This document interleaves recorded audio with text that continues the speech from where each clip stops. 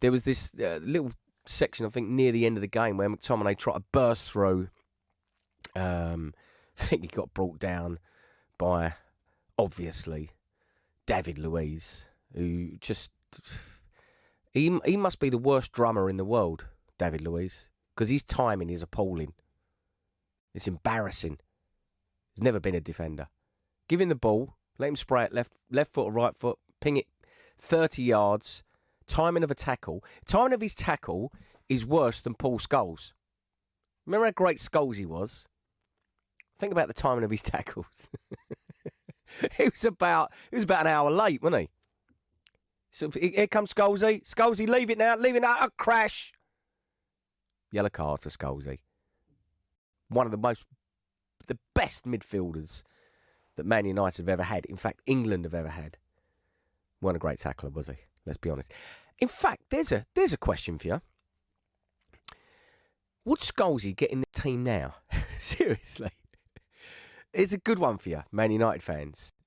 If you could have a couple of those from that era playing now, would you have them? Scholes, Giggs, Beckham. Obviously, Keane, I think his knees are gone. But, a couple of months ago, I went up to the Man United 20 years against Bayern Munich. Beckham's still spraying balls perfectly. A little bit of backspin on it. You know, you hit down on the back of the ball. Just let your laces take it, and you just it's almost like a golf shot. You squirt the ball. That's how Beckham hits it.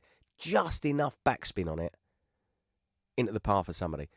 Seriously, have a look at that midfield of Man United last night and think, even now, would you let Becks and Scholesy have a run out? I would. See, there'd be a bit of creativity. Because what I saw last night, no creativity at all. Just talk about Arsenal. Pretty decent going forward. Guendouzi, like him. Do like him. He's about the only player that I would try and build that team around. I don't want to go on about Xhaka anymore. Because even last night I got the same Arsenal. It's almost like it's like a habit, isn't it? That you go Xhaka. Yeah, let's just have a go at him. I'm bored with having a go at Xhaka. But I'm thinking Guendouzi is a positive there. And I've said for the past few weeks, he's a wonderful ball player. He takes the ball lovely, moves it around. But I saw him tracking back last night. I did the Arsenal fan show a few weeks ago, and they said, he's not a box-to-box player. And I sort of agree with that. But at least he showed a bit of desire last night. He's tracking back. Sticking his foot in. Sticking his hair in. Getting involved. Needs a bit of tangle tease, that fella. Needs one of those special tangle teaser brushes.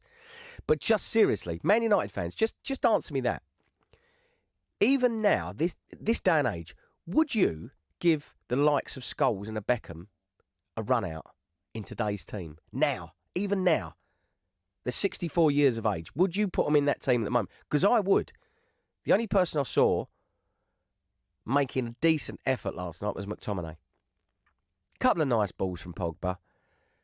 But McTominay looks like he's looked around at the rest of that team and thought, I better start getting involved here because I can't rely on anybody else.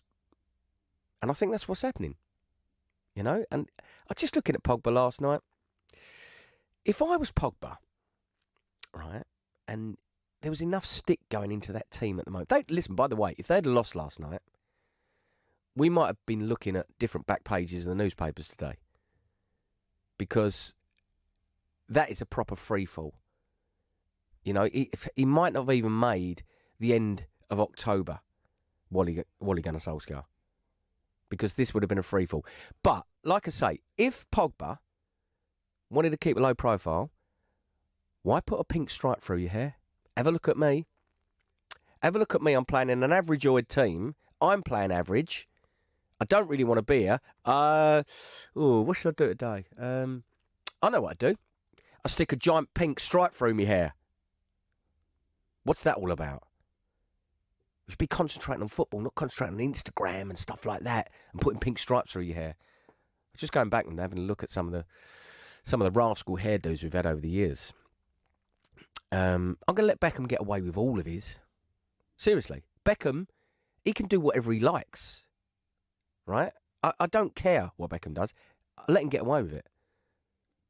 For even the Mohican. I think we wrote the Mohican into one of the lyrics of our songs, didn't we? I think we wrote Mohican into the Sven song. I think it's in there. I love the Mohican. Something about it. Didn't have Instagram then. Didn't have social media. Didn't have to post it everywhere. He was on the front cover of newspapers. Didn't have to get followers. Loved the Beckham Mohican. Did you like the old wedge? You like the old sort of 80s wedge with the blonde highlights? Sort of quite like that. Little bit boy racy, but didn't mind it. In fact, forget the hairdos. What about the sarong? Remember the sarong? Quite like the sarong. Sold out everywhere, didn't they? Once Beckham wore a sarong. I think I sort of took my bed sheet off and started cutting it up, make a sarong. Thought, I'm going to have one of those. What about Jason Lee? Do you remember Jason Lee? Played for Nottingham Forest. Had a pineapple on his head. That's what he's known for. Had a pineapple on his head. My wife went to school with him, said he was such a lovely bloke. Had a pineapple on his head. What? Go out and play football with a pineapple. How'd you head the ball with a pineapple on your head? What's that all about? Oh, something's just sprung to mind. One of the worst, Ronaldo. Do you remember Ronaldo in the World Cup?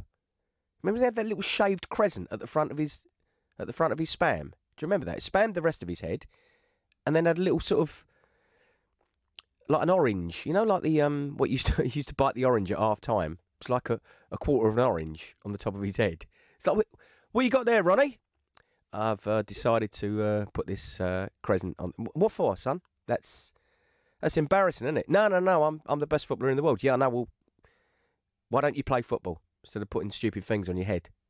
Seriously, drawing attention to yourself. It's berserk.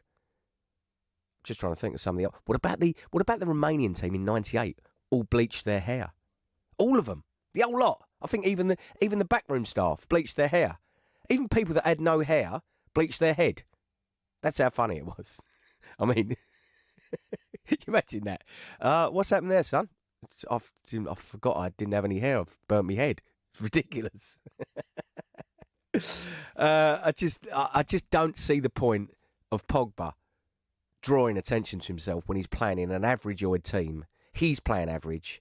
He doesn't want to be there.